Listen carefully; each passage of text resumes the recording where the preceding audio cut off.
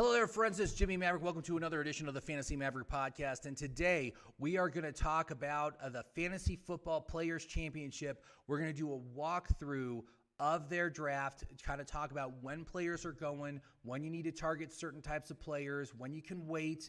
It's very important, good overall arching strategy for how you should approach your Fantasy Football Players Championship draft. So we're going to do it right now. Here we go. Listen up. It's time for the Fantasy Maverick podcast, starring the guy who's going to help you win that fantasy championship, Jimmy Maverick.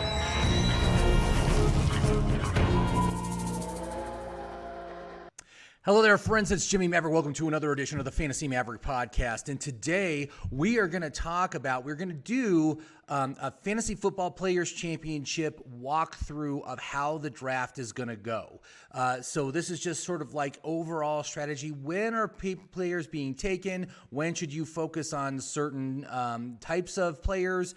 So we're going to walk through that because it is different than your typical fantasy football draft, just because of the nature of the league and everything else. But before I do that, I wanted to invite you, if you haven't done so already, please give me a thumbs up, leave a comment, share this with your friends, and of course, subscribe. All those things really, really help me out in my YouTube algorithm, and so I very much appreciate you helping me out with that. So let's get right to it. So Fantasy Football Players Championship is a high-stakes fantasy football tournament. It consists of 3 parts. The first part is weeks 1 through, actually this year I think it's 1 through 12. It is 1 through 12, where you have a regular fantasy football draft in a 12-man league like you normally would. You play all those teams in the league, and then the 4 teams, it's basically the 4 best teams. It's the 2 highest ranked as far as their record goes, and then the 2 highest point getters as far, and their record doesn't matter. So points really matter in this. If you're scoring a lot of points, chances are you're doing pretty good on your win-loss ratio, but that's not always the case. And actually last year, one of the leagues I made it into, I was outside the top 4 as far as my record goes, but I made it in because I scored like the 3rd most points. I think it came in as the 3rd seed. So, there's 2 methods to get to the fantasy playoffs, and the fantasy playoffs in this league are weeks 13 and 14. So that is also very important because weeks 13 and 14 have teams on bye weeks. So look at those bye weeks. It makes it, you've got to make some decisions here as far as what players you're going to roster, because you don't want your best players to be on bye week on a championship weekend. That's a great and very easy way for you to exit early from your fantasy football championship. And I'm dealing with that right now because one of the teams that has the week 13 bye is Carolina. Number 1 pick is Christian McCaffrey, and I have the number 1 pick in one of these leagues. So, I'm going to have to make a decision. Do I want to take CMC with the knowledge that he will not be playing week 13, or do I just go for Dalvin Cook or even Travis Kelce as my first overall pick and go from there? So now I have been playing in this league for the past 2 years. I played a total of 8 leagues, and I can show you right here. I've won 3 of them. Those are 3 of my little championship trophies there, and there's a big payoff if you win your league. It's like I'm in the Football Guys League, which is a $350 entry. The winner of those leagues gets $1,500. So it's absolutely a great thing to win your league. Then what happens after week 14 is week 15, 16, and 17 is basically a race to the finish. They're going to take the average of the points you scored over the first 12 weeks, not including the playoffs. And you get points for that, and then you score as many points as you can week 15, 16, and 17, and that's where you get access to the big prizes, including, in this case, it's a $500,000 grand prize. I've never gotten close to that yet, but like I said, I've won 3 leagues, and I'm working on my way to getting a bigger prize as well. So that's the basics. That's the basic way it works. The league is a PPR with tight end premium. So tight ends get 1.5 points per reception. And so that very much boosts the value of tight ends. And as you can tell, as a result of this scoring system, running backs are the most valued players in this league. So That's an important thing to consider, is that the value of running backs is generally pretty awful compared to what else is available in any given round, except for at the very beginning. The very beginning is not like that. But once you get past round 3, it absolutely is like that. So that's something else to consider. The third thing to consider when you're rostering is that this is a league that has 2 flex spots. It's not a super flex. It's just 2 regular flex spots, running back, wide receiver, tight end you can roster. And that really opens up the strategy as far as how you want to play this game. You could go heavy duty on running backs and start 4 running backs in this league if you wanted to. You could do the same thing with your wide receivers. The extra flex spot also makes it possible that if you want to roster 2 tight ends and you want to start 2 tight ends, like you go for 2 elite tight ends, you could do that. You can absolutely do that in this league, and it's not going to hinder your strategy as far as the rest of your league goes. And it's absolutely worth it. The tight end premium, when you talk about the tight ends, the elite tight ends, we're talking Kittle, Kelsey, and Waller. Their value is substantial. All of them rank as the top 14 value players. In fact, Travis Kelsey is the second most valuable player in this kind of league. So he's absolutely worth an early pick. But on the flip side, just because of the nature of this league, these 3 tight ends are gone by pick 20. Pick 20 is when Kittle comes off, and then you're into the next tier of tight ends. So that's something to consider. And the tight ends come off very quickly in this league. And in fact, in the first 10 rounds, the first 120 picks, you're going to see anywhere from 15 to 20 tight ends taken. So we'll talk about that as we go through the rounds. Now, I was going to just do it, in 4-round increments going across the board, but the actual first increment of rounds 1 through 4, I had to divide in 2. So we're going to talk about the first 2 rounds. And in the first 2 rounds, it is absolutely heavy running back, heavy tight end drafting. I've already told you that 3 tight ends come off the board by pick 20. And also, let's see here, it's 14 running backs come off in the first 2 rounds. Only 7 wide receivers. So again, you don't really need to take a wide receiver in these first 2 rounds. There will be excellent top-end wide receiver ones in the 3rd round. You don't need to go for a wide receiver early. But let me say, man, the running backs, wow, the well runs dry so fast. In fact, I looked at the end. I said, okay, so how many running backs have top 50 value? Well, there's only 19 running backs with top 50 value. And in the first 2 rounds, 14 of them are gone. So you can just run the math in your head. So, you've got to go early on running backs. Get at least 2 in the first 3 rounds, or you're really going to hurt your team. Just because the running backs that are available after that, when you get into these rounds, in these later rounds, you're going to find the value of most of the running backs is absolutely terrible relative to the draft position. I'm telling you that by the time you're in the 5th or 6th round, the running backs that are going to be available are outside the top 100 value. I mean, it's that bad. So you've got to constantly look for fair value running backs. If they fall to you, if they're available, you should take them because they are few and far between. And once you get past round 4, you're not going to find any with top 50 value. That's just how the game is going to go. So that's the first 2 rounds. Now in round 3 and 4, it flips and it goes very heavy wide receiver, and it continues to be very heavy tight end people drafting. In fact, another 3 tight ends come out by pick 40. That's when Mark Andrews, the 6th tight end sixth tight end. I can't talk this morning. Comes off the board. So it is again. Great time to pick up a wide receiver. Get yourself an elite wide receiver in round 3 or 4. Obviously, if you took like a tight end or a running back in the first round or the second round, you need a second running back. This is the time to get a second running back. There's only, I think it says only like 8 what do I have here?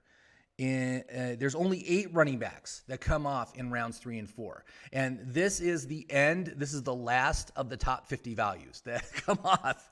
And then a couple that are outside the top 50. So there are some bad value running backs that come off this early, but they're bad for your team because they're not going to provide you with enough value. Also, only 1 quarterback comes off in the first 4 rounds. That's Patrick Mahomes, no surprise.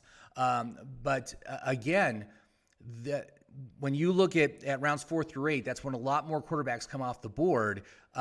You do not need to take Mahomes in those first 4 rounds. You can pass on him and go for Allen, go for Kyler Murray, go for Lamar Jackson in the rounds 4 through 8, because their value is not that much worse than Patrick Mahomes. You're not going to lose a lot of value by waiting on a quarterback for the rounds 4 through 8. So don't get Mahomes unless he somehow falls to the 5th, which I doubt he ever would. But if he does, he'd be a fine choice in the 5th round. I'd be very happy to take Patrick Mahomes in the 5th round, but don't fall into that trap. You don't need to. The fact that you could get, a Kyler Murray or a Josh Allen in the 5th round is huge. So you just want to look at where you're picking in the draft. Are you picking early in the 5th or are you picking late in the 5th? If you're early in the 5th, you can get yourself Josh Allen, no problem. Late in the 5th, you can get yourself Kyler Murray or Lamar Jackson. So it's easy to get those guys, and you don't need to spend an early pick on a quarterback as a result. So let's move on to rounds 5 through 8. So in these rounds, it's very heavy wide receiver and heavy quarterback. A big reason for this is because all the best running backs are gone at this point, and the wide receivers and the quarterbacks make up 32 of the 48 picks of this grouping, rounds 5 through 8. So we already talked about the quarterbacks, that there are 7 that come off the board. So, if you want Justin Herbert, if you want Dak Prescott, if you want any of those guys, this is the time period where you're going to want to take them. And what I like to say also, man, in this league, try to get yourself a stack. Who's the wide receiver that you're going to target in the first 4 rounds? And try to get that wide receiver, try to pair him up with his quarterback, stack him. And that's a strategy that I'm working on. For instance, I'm looking at Keenan Allen. Keenan Allen I can get in the 3rd usually in the 3rd round. That's when I'm usually getting him. And I can get him with Justin Herbert, who I can get in the 7th round.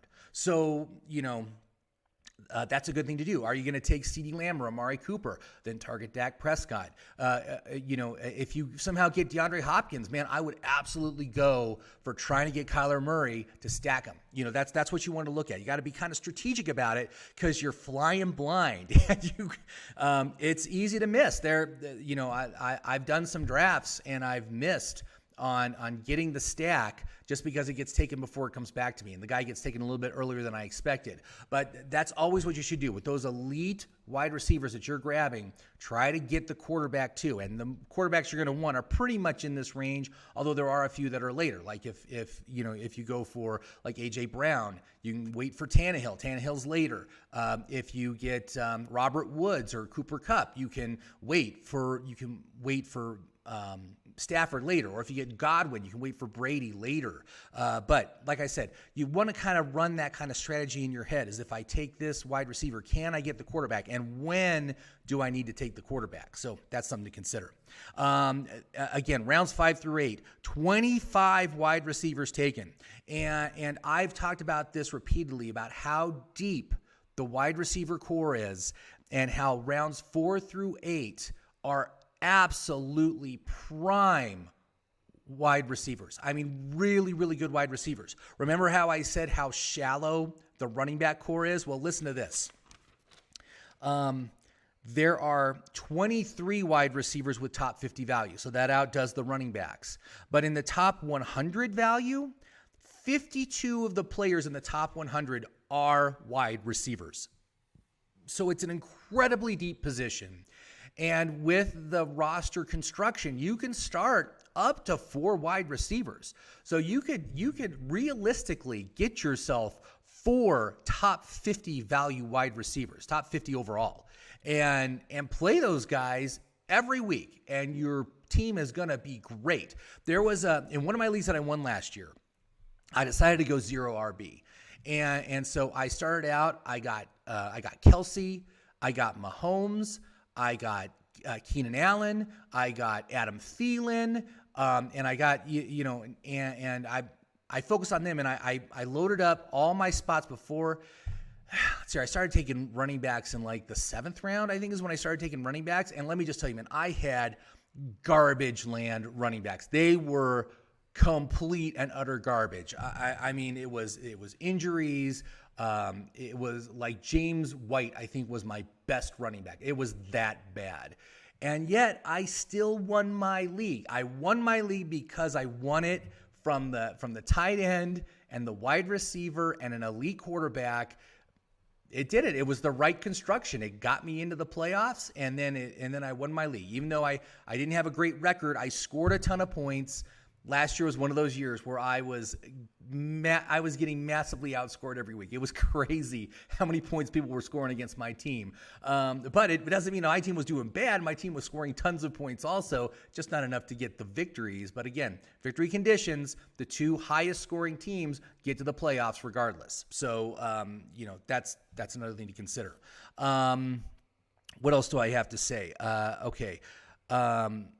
The running backs and the tight ends are kind of a wasteland in this area, in the 5 to 8. So if you don't end up getting one of the top 6 tight ends in the first 4 rounds, my recommendation is to wait until round 9 to start looking at tight ends, because the values just aren't great. Even the ones that I like Logan Thomas I liked, and I was usually able to get him in the 6th round. He's kind of pushed up to a 5th round player now, and he's just not a good value there, even with the tight end premium. And that's the case with all the tight ends. Even with the tight end premium, they're not good values at where they're being selected. So I'm looking for either a guy to fall or just to wait and to take somebody after round 9 as far as a tight end goes, if I don't get one of the elites.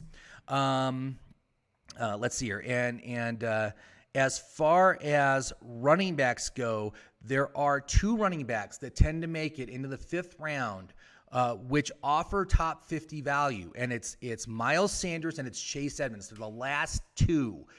And those guys, if they're available, I would absolutely recommend grabbing them in round 5. Just because you're not going to see that kind of value anymore. After them, the next running back that you would take has value in the 60s or 70s. Like Kareem Hunt has value in the 60s, and he usually goes in the 5th round also. But a lot of them are value in the 80s, value in the 90s. And when you're talking round 5, you're only at pick, you're a pick in the 50s, and you're going to take a guy that's like 3 rounds overvalued relative to your draft position. You don't want those players on your roster. All right, so let's move on. Rounds 9 through 12. Now, this is kind of a hodgepodge. It's a very wide variety of players that are taken. You've got 8 quarterbacks taken in this range. You got 17 running backs, 16 wide receivers, and 7 tight ends. So it's another tight end run that happens in the rounds 9 through 12. And the tight ends really come out heavy in rounds 9 and 10. So just be aware of that. If you haven't taken a tight end yet, or you need to take your second tight end, this is when you need to target it. Rounds 9 and 10 are the best rounds to look for that. Obviously, the position got even thinner this past weekend with Irv Smith going out with an injury. Who knows when he's going to be back? It's going to make it that much.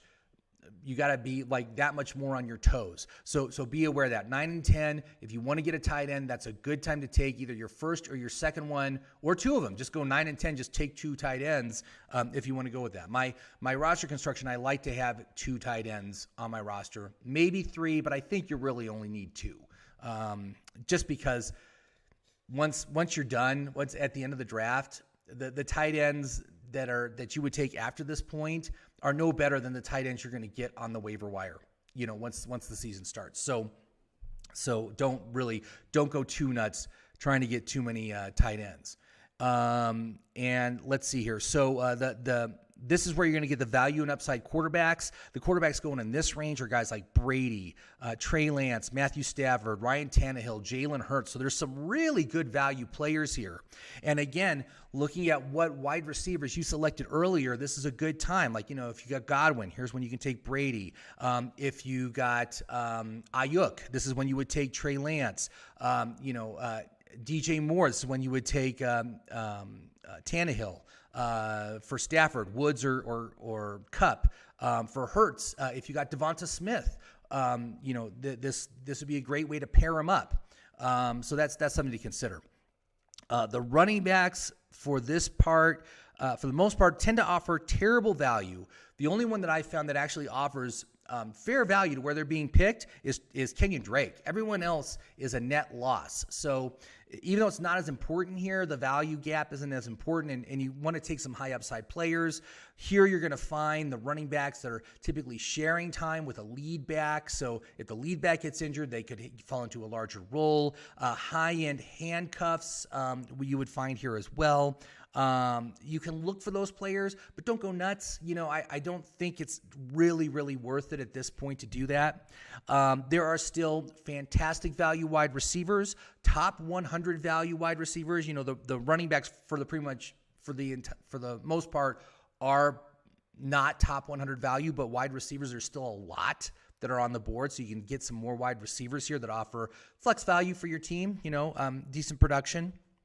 And there are a few fair value tight ends at this point, but they don't score a lot of points. So they're outside the top 100 for value, but you can select them outside the top 100 picks. So you could go for you can go for that. A guy that'll get maybe 55, 60 catches and 600 yards, and maybe you'll get 6 touchdowns. Those are the kind of players you would find here, and you'd find that, that guy's pretty much fair value at pick number 120 or something like that.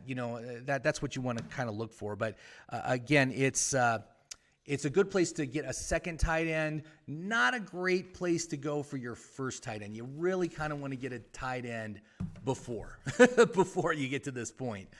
So let's move on. Rounds 13 through 16. So these are the rounds where you're going to start seeing the defenses come off the board. In fact, 7 defenses come off in rounds 13 through 16. So all the elite defenses plus some buzzy defenses come off here. There are 2 kickers that come off in this set of rounds as well, but don't fall into the trap. Do not take a kicker early. You wait for your last pick and you take whoever is available. There will be plenty of great choices. In fact, I am seeing on average only 9 kickers are selected. 3 teams don't even roster a kicker. They're taking other players. They want to see what happens before the season starts. It's a strategy you can use. I don't recommend it. But when you get to the end, you'll be able to get to Ryan Suckup or a Mason Crosby or one of those kind of guys. They'll be fantastic for your team. They'll be great. Great offenses. There'll be a lot of opportunities for points and field goals. Don't even worry about it. So that's what I have to say in regards to that. There is a huge gap on the quarterbacks. We talked about how many quarterbacks have come off the board by the 12th round. Well, in the 13th through 16th round, only 3 quarterbacks are coming off the board, and none of them are great. It's Ryan, Kirk Cousins, and Tua are the only quarterbacks taken in this range, and there's a huge value gap between the quarterbacks taken in the prior section, which ends with Matt Ryan, and these 3 guys. So, again, if you take a Justin Jefferson or an Adam Thielen and you want to stack them, you can get Cousins here. You can wait. It's like the 14th or 15th round, I think, that Cousins comes off the board. And so you can totally wait. You could still get your stack. And Cousins was good last year. He was top 12. So he's a great bargain here. But there is a more limited upside to these guys, right? Another one, if you take Ridley, you could stack him with Matt Ryan, and go with that kind of a stack. Again, it's a great value stack. That Ryan's going to throw the ball a ton, kind of has limited upside, but you stack him with Godwin, and you could have yourself a very big year. They could have a very big year together. The running backs in this range are mostly handcuffs. Again, I like to go for my favorite handcuffs for the most vulnerable running backs, the low reliability running backs, guys like Joe Mixon, Saquon Barkley, Austin Eckler, Clyde Edwards-Helaire. This is when you can get their handcuffs. And so they're absolutely worth taking at this point. The wide receivers, there are a few value plays at this point, but most of these guys are wide receivers 5s and 6s, so they're not really even startable as your second flex. These are guys that would be useful for bye weeks and stuff like that to fill in. But there are a few names I want to just mention here. Cole Beasley, Jalen Reagor, Tyrell Williams are all three guys that seem to offer tremendous value relative to their draft position. And I would consider rostering at least one of them just to take it, because I think these guys are borderline starters. These guys are the highest value of the wide receivers you're going to see in this range. There's a bunch of subpar tight ends in this range. Again, guys in the dreaded 50, 500, 5 zone. 50 catches, 500 yards, 5 touchdowns. Absolutely worthless to roster. No better than any tight end you're going to get on the waiver wire. Don't even bother with it. I wouldn't even bother. But again, I think it's a good round to take a defense. This section here, 13 through 16, grab your first defense. I like to roster 2 defenses, and I tend to just stream the position. So look at their early season schedule. Look at what it looks like for the first month and roster those guys. This is typically the rounds when Denver comes off the board. Denver is one of my top targets because their first 3 games are so fantastic for fantasy because they're facing 2 rookie quarterbacks and they're facing Daniel Jones. It's like a gold mine. I would take that any chance I can get it. So where are we at? So now the final round, 17 through 20. It's a 20-round draft. So you're going super, super deep. Who do you take? Well, we've already talked about your 20th pick overall. Take your kicker. Don't take your kicker before then. Just wait. Wait till the very last round. Take your kicker then. Don't even sweat it. Believe me, it's not going to hurt your team in the least to wait to your very last pick to take that kicker. I also say spend another round on another defense. There are some defenses that have that are kind of have a rough start. Like the Cleveland defense, I really like, but their week 1 opponent is Kansas City. But then like their week 2 and week 3 opponents are it's like Houston and Detroit. It's like really good. So that's a great time to get a defense like that. And I think that defense offers upside. Again, you can still grab some handcuffs at running back. Handcuffs are available all the way down the line. So just find one from a vulnerable starter, a starter that misses games. Those are the kind of guys you want because you'll be able to plug them in during the course of the season. Because last year only 2 running backs played all 16 games. One of them was Derrick Henry. So, most of these guys are going to miss games. And so if you have as many handcuffs as possible for running backs that you don't have, running backs from other teams, you're going to be in really good shape. If those running backs get hurt, then all of a sudden the value of those remaining players skyrockets. So just be aware of that. Let's see here. Not a lot of wide receivers are taken in this round. Really, it's very picked over at this point. Only 6 wide receivers are taken in this round. So that's kind of your focus. So I would say on those final 4 rounds, get yourself 2 handcuffs, a defense, and a kicker. You're great. And you're great. So in my final allocation for this league, what I'm looking for is I want to have 2 quarterbacks. I want to have 2 tight ends, 2 defenses, 1 kicker. I want to go with 5 or 6 wide receivers, and I caveat that with 5 or 6 startable wide receivers. So you want to get most of them before round 8, although there's still a few you can get between 9 and 12.